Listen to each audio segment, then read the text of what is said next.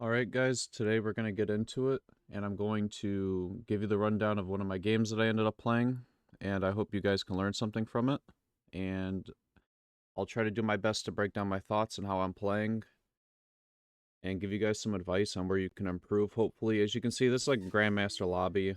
Um, you know, I haven't been able to binge the game as much as I wanted to be able to get back up to a higher rank. Eventually, I'll be Masters, and I'll be back to Grandmaster, so you guys can see that.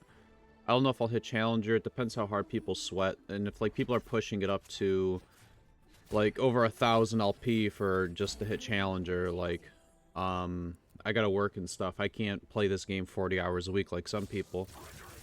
But I'm gonna try to give you guys, you know, it's all the same, man. A lot of it just binging games, right? So, we're coming into the opener. We're looking for Laser Corp here. And we're just going to, since we have a little bit of a gold opener, we're just going to buy all of our shops, man. Don't railroad yourself. Play a little flexibly. Get pairs where you can, and try to make the best board that you can out of the pairs. And the units that you hold on to is based off the meta as well. I'm not playing reroll Vex. I'm not going supers here. I don't have a Draven, so I'm going to sell the Malphite so I can hold on to better units here. So I could have made gold interest here. But I decided not to, because I feel like the value of holding on to these opening units when you can get free pairs at the start is too important over 1 gold of interest, right? Coming into the game, we don't have a board set up so we can take minimal losses to get AFK. Plus, I don't even think this is the good one. I think the good one is the golden version where you get like 30 gold or some shit. This is trash. You can take Titans. This is always a good option if you want to, and just try to play the strongest board you can and get like a 4th place, or go for Undergrounds and go for a loose streak. Makeshift is always decent, but as you can see, we already have a chain, right? Makeshift is really good if you go Brawlers, or you have just a lot of damage items, so you can just make 3 damage carries and have all of your front line with no items on them, so you can just get a ton of makeshift value, right? But I don't think I'm going to go with this. I think I'm going to refresh here because I want something a little bit better. And as you can see, we already have the Sure Shot opener. We already have the Ash. We have the Sivir. This is Sivir pair. So we're probably going to take this, right? As I've explained to you guys before, I don't know if they've changed this. But it used to be where if you don't take the unit out of the orb, since there's a finite amount of units in the game, you have a better probability of hitting your unit in the orb. So we have a higher chance of this 30% pulling us up a Sivir to complete our pair, right?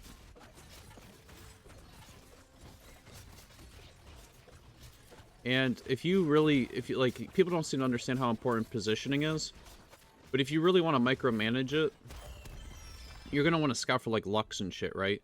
But if you know you're not fighting like a Lux who has like a big AoE ability that can cast it to the backline, you really should stack your Sivir and your Ash right together, so you can, you'll see me do it here. I stack them all together like this, so they all focus down all your DPS is going in on one unit. So even if you have a shitty board, and I made 20 gold here. That's why I sold the Blitz Cranks and all the other pairs, because I'm like, okay, my board's shit anyways. I'm not going to be using any of these, you know, I'm getting hit by Jinx AoE here. But stacking up all your shitter units in like one side can kill off more units, making minimal losses. Okay? So now we got the Sivir upgrade. And we're just gonna get out a frontline unit.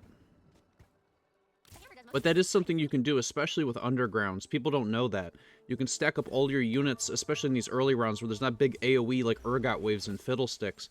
And you can laser down one unit to save yourself HP. All of this little shit that stacks up over the course of a game, it doesn't seem like it matters, right? But, you know, we're talking 4 HP here, 4 HP there, you know, 2 HP here, 2 HP there. And at the end of the game, when you lose by 1 HP and you want to break your fucking keyboard, you know, this stuff matters. We're coming into here. We know we're playing Sure Shots, so Last Whisper's on the to-do list. It always is going to be. So we grab a bow here. And we're going to, you know, the other component would be health. If you guys hear that sound, it's me plugging in out my mouse when I was recording this video. But we're going to make Sunfire here. It's always a go-to item. You know, the biggest thing is just making a checklist and knowing what you need and what you don't need, right? You know we need anti-heal in the comp. So Sunfire is good. And we know we need Last Whisper, so getting a Last Whisper component here is important. One thing I was surprised about the Riven here is that Annie actually has higher base health than Riven does. Annie has 750. Riven only had 700. So I put in the Annie over the Riven. And we took a huge loss here. It's because I have a... It's Rammus with a shitload of free armor from his, like, passive, and I'm sure shot yet. I don't got a Last Whisper. And at this point, like I told you guys before in my past videos, Oxforce is incredibly broken. If you just put 2 Oxforce out, you have, like, a very strong front line. So if I find an Alistar here, I find a Fiora here, it's just buying time with the passives so your, you know, Sivir or Ashe can kill shit. And this whole time I was getting really upset because I couldn't find any synergy for the team or the team synergy, as you can see on the side here. I'm missing out on like a whole free unit.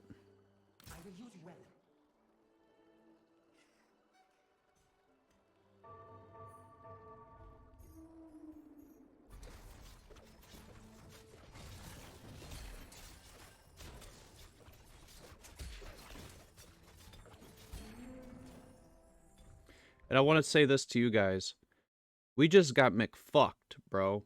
Like, I don't think you guys understand how shitty this is to get double tier in your components when you're going sure shots. This is booty, dude. This is real booty, and we got to do something to make this better. So, and usually we would just always make Last Whisper here, but we got to start killing these tiers, man. This is too much to just deal with and leave on the board. We can't just, you know... So we're going to make Hodge. We got to kill one of the tiers. We can't be having 4 components chilling on the bench because we're not getting Biss.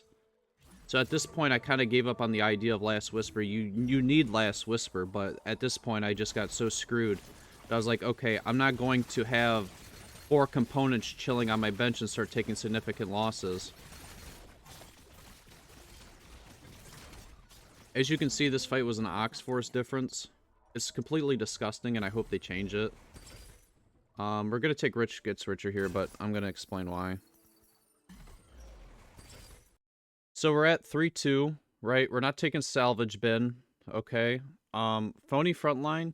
We're not taking this because me personally, I just don't feel comfortable taking this as a player. And if you don't feel comfortable taking an Augment, you should probably learn how to use it, but I've always just stayed away from this. I don't like this Augment. I've never really used how to play it optimally. And I don't feel comfortable on it, so I'm not going to take it. I think if you guys feel comfortable and it would work for this situation, you should. Phony Frontline is Giga Biss here for sure shots, because you can fit in 5 sure shots, and this gives you a whole ton of frontline. But at this point, I'm at 3-2. I'm at 50 gold. I got Rich Gets Richer. It's giving me 20 gold. This is a huge gold injection into my comp. I'm going to be at like 60, 70 gold. So if I level up on here on 3-2, I'm still going to be around 60 gold. So I'm getting 60 or 6 gold interest for the rest of the game up to 7. And I'm really able to get to that Ezreal that I want, right? Because Sure Shots is a 5 cost now. I wanted to roll here a little bit because I had 2 pairs. But now we're just stabilized. We're at 60 gold. We're not rolling down for anything else. I don't care about finding this Annie too, because it's not gonna really be on my final board. And we're just gonna keep the gold high. We are not rolling down on 3-5. This basically, this whole stage, if you look at the top, where you see a little chest that we just came through, which is our augment. We're going past the little wolves at the top, and after that interval, we're gonna be leveling down. So on 4-1. So we're win streaking here. I mean, people would argue to like level up to keep your win streak. I don't know if I do it or not, but I don't think it'd be worth it, especially not on 3-3. It would be on 3-5 if we do roll down, but I don't think we're going to. Because here's the whole thing. I'm at 80 HP. I have 7 gold interest around. I already have basically the items I have. I'm basically stacking all of my items on my Sivir here, and I'm going to be using a remover because she's an item holder for my Ezreal for whenever I find him.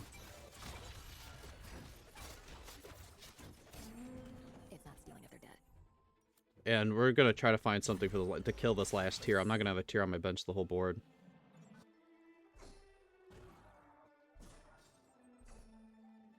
So I'm like looking at Redemption here. On the Lee Sin, if I can grab it. Somebody yoinked it, so I just grabbed the BF sword. I'm like, okay, I'll put another BF sword on Sivir. Because she scales by percentage health damage. And we're not rolling below 70 gold. I think I do here, though. Because I wanted to keep my streak, and I'm basically already at 7. Do I? I don't remember. I don't think I do. And I have a good rationale, right? It makes sense now since I rewatched it, right? So we're going to come into it. I see that Slooper TFT is streaking as well. I haven't fought him in several turns. The odds of me fighting him is, like, pretty high. And I know I can lose my streak here. So this guy pushes up to 7, right? I think I could beat this. But even if I lose my streak, I think keeping the Rich Gets Richer bonus gold is just better long term. Because even if I lose, let's say I win this combat, but then I lose the next and I power level, now I'm down like 30 gold. I'm never going to be able to get that interest back. It'd be better for me to sack and lose my HP here. But I think he hits, does he hit an upgrade or something? I just don't think this is strong enough to be duelist with Ox. Perhaps it is, and I made a bad judge at the time. But I was willing to throw away my streak here for me to keep this Rich Gets Richer gold value. Because I feel like it's just more gold in the grand scheme of the game, especially if I lose a combat. You know, it's not RNG fight decided. And what do you know? I lose this combat anyways. I think I could have won it if I leveled up, but you also have to think about what are you leveling up to put in. Like, how much stronger could I really have made my board here? And we're doing a little bit of a... Yeah, see? I don't care what unit I put on my board, but I'm keeping these 70 gold so I get 7 gold a turn from Rich Gets Richer. It doesn't matter to me what it is. At this point, I'm going level 8. I don't care.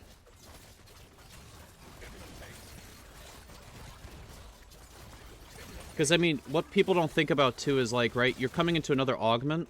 People don't have this much foresight. Coming into the augment, because there are calculators, guys, that will tell you the odds of you running into a prismatic based off, like, the silver augment and the gold augment. There's calculators that will tell you the percentage chance of running into a prismatic. But would you rather be 70 gold with, like, level up? You hit level up, you go to the moon, bro. If you roll a prismatic on 4-2 here. You gotta start thinking about that stuff. I want to do a little bit of a roll down to see, yeah, if I could hit a Samira. So now I'm at 4 sure shot. I'm going to make the 70 gold back as well here. So we did a little bit of rolling. We're killing the tier. I thought about slamming another Giant Slayer, but there's no point. And this is why I think leveling up to keep the win streak would have been pointless. Oh, I still win this one. But usually, it's not worth coin flipping. I honestly think keeping the interest is more important here. So, at this point, right? Because I'm moving too quick. We're coming into the augment on 4-2 here. It's not a prismatic, it's a hero augment, right? We know with 4 sure shots, we could hit Samira, we could hit Shiny, you know, a lot of these. In my opinion, guys, unless you are making a YouTube channel for TFT and you're going for like some cool, funny compilations and shit, and you got like a, you know, death cap, I keep getting baited by Shiny. You're not gonna get shit, man. You're gonna get like an extra chest that has 3 gold in it every combat. It's useless. Quit taking it. These are all booty. I'm really just looking for Ezreal. It doesn't matter to me what Ezreal augment it is, if it's the one that gives XP or it's the one that does damage or the support or carry one. It doesn't matter to me. I'm looking for Ezreal so I can get in the 5 sure shot and the team buff. So we found Ezreal, we're just taking it. I don't care what it is. Because I'm not going to risk re-rolling and missing out on it. We're going to remove this off a Sivir, and we're going to put the items on him.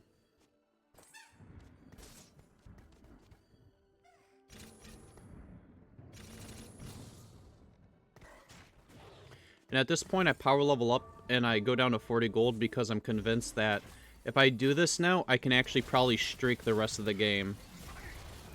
Or I can keep my losses so minimal and have a higher chance of hitting Ezreal.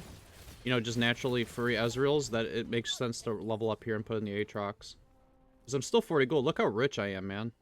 I'm 2 levels up on this guy with roughly the same gold. We're just going to tech an Aegis. At this point, we're also looking... So, a lot of TFT is just using item holders for better units later in the game. I have this Pantheon right now, and I don't want him on my board. I'd much rather have, like, a Shen. So that's what I'm keeping my eyes out for. I'm keeping my eyes out for, like, a Shen. And this Ox Force is putting in work, man. Like, if you guys really do need just some synthetic frontline, don't be afraid to tech an Ox Force, even if you're not going, like, the Force Spellslinger. You're denying a lot of these other people who are going Ox Force Spellslinger as well. And we're just going to probably go to the moon and go to level 9 here and start changing out these units for legendaries.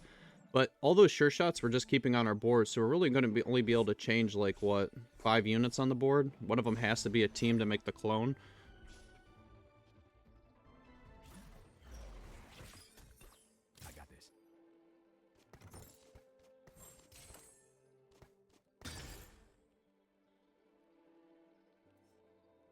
And here's the whole thing. I know I need more frontline. So I'm just going to make a locket here. I don't know about the rest. I don't have a unit that really applies the anti-heal for Morello. I don't need that because I already have Sunfire. All the other items just seem really bad, like Declaw seem really bad. But what I will say about this game is I learned a whole lot more about how to play this comp. It's not like last set, guys, where it was very cookie cutter what to do in the late game, and like the set previous. Like, I don't know if you guys remember the Dragon set. It was like you just hit level 8 or level 9.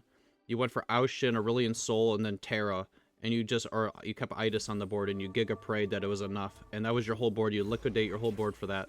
And then last set, like, they really changed it up with, like, this mid set to where now it's not, oh, I hit level 9, I put in all the golden units, hee, I win, with, like, Alistar, Leona for Aegis, with Oxforce on Alistar for Aphelios, and Janna, and Galio, and whatever the other civilian one was. And it just all fit together like a puzzle piece. So there was just a Giga Best 5-cost Bill Gates board that you could always hit every game. So it made like, you knew at level 9 if you had an infinite amount of gold what you were always going to build. Whereas for this set, it's not that cookie cutter of like what to do if you're level 9 with like infinite gold. Of course, like a 3-star 5-cost, don't get me wrong, but you're not going to hit that, usually. At this point, I'm leveling up on 5-1. This is an interval to do it. I really just want to hit the Ezreal, too.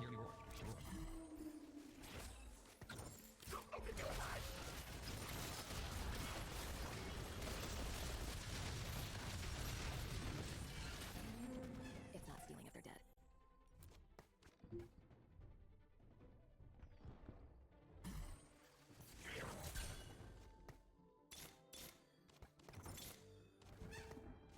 I have a lot to hit by rolling down here.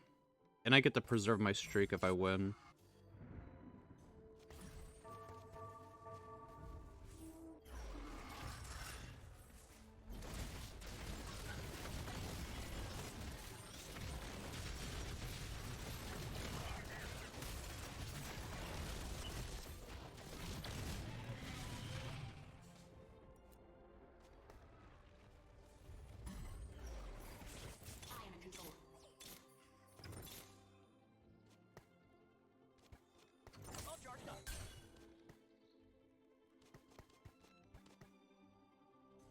We sell Annie because we know she's not going to be... Like, this is what I'm talking about. Like, people stress too much about forcing something.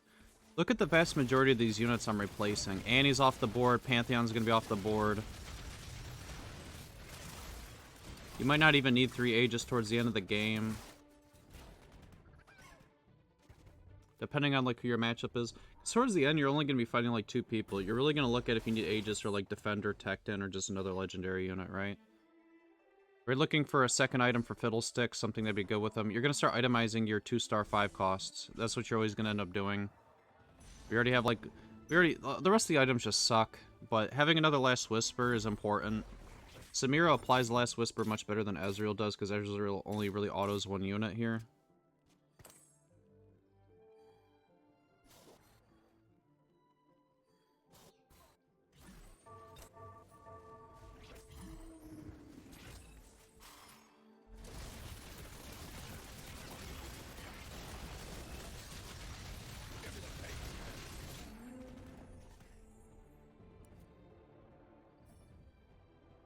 And my thing is I keep donkey rolling here. I wouldn't recommend you guys do this. I'm the only person in the lobby level 9, and I have access to legendary units that other people do not. So I kind of want to secure them if I can. Especially because this lobby's coming to an end, and if I could hit a 2-star 5 cost like this Urgot that would minimize a shitload of HP loss, I'm going to go for it.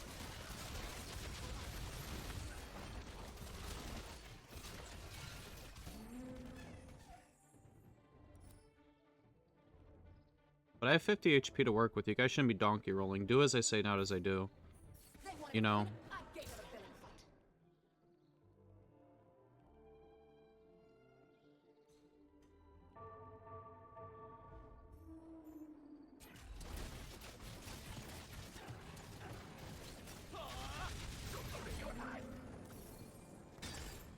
We're looking for a second item for Fiddlesticks. I think you guys should have went with Ionic Spark there, actually, but The way I viewed it was, my whole team's AD anyways, I don't need Magic Shred, so it's better just to have a, like, Bloodthirster and Gunblade is just disgusting on Fiddlesticks. Did a little bit of scouting to hit him with the Shroud. But at this point, we're looking to probably get rid of the Echo. Because one, it's a 1 cost, I'd rather have another Legendary out on the board. And all the AP players in the lobby started dying, so I don't need 3 Aegis. So I start scouting around, I realize that we don't need this. And now I realize I could replace this Pantheon with a Shen. Just a better unit. And I put the Locket on him because I don't really care. I want to be able to move the Shroud around. So that's why I put the Locket on Shen and not on Fiddlesticks. So I can still move my Shroud around.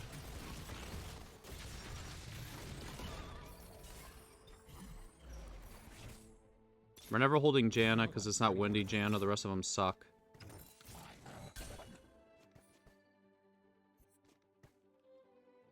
The only thing that sucks about this comp is you can't really move your Ezreal around because you want him to get cloned. And I'm moving my Sivir over, so when this Camille wraps through my comp, she won't just walk to my right side. She'll get caught up on the middle stuff.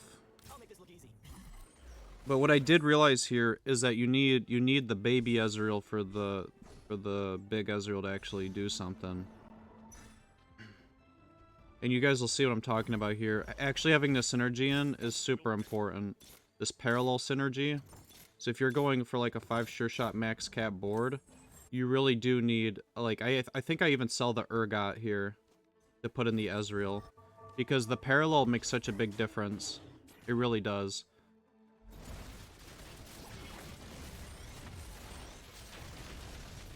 I didn't think it would, but each set has their own, like, little unique things. You know, in my head, I would think a 2-star 5 cost on the board would add more value than just having a 2-star Ezreal with, like, a little synergy in it, but it is what it is.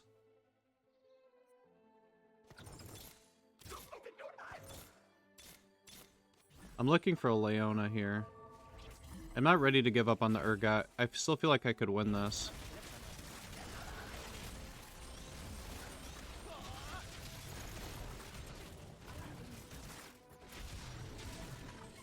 I was like, okay, this next combat, if I lose no matter what, I'm going to be losing the game.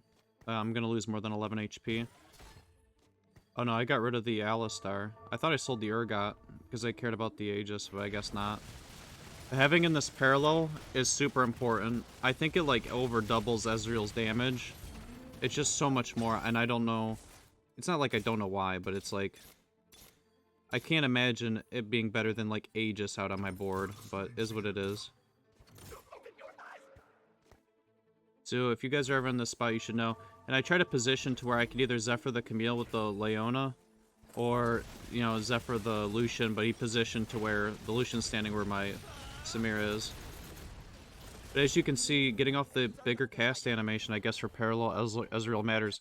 So we all learn something new with each set. If you find yourself in this position, you need really Ezreal to be... You need the baby Ezreal for Ezreal to come online. So if you're going for like a 2-star 5-cost Ezreal carry, you need to keep like a tier 1 Ezreal on bench. Because tier 1, tier 2 Ezreal doesn't really matter.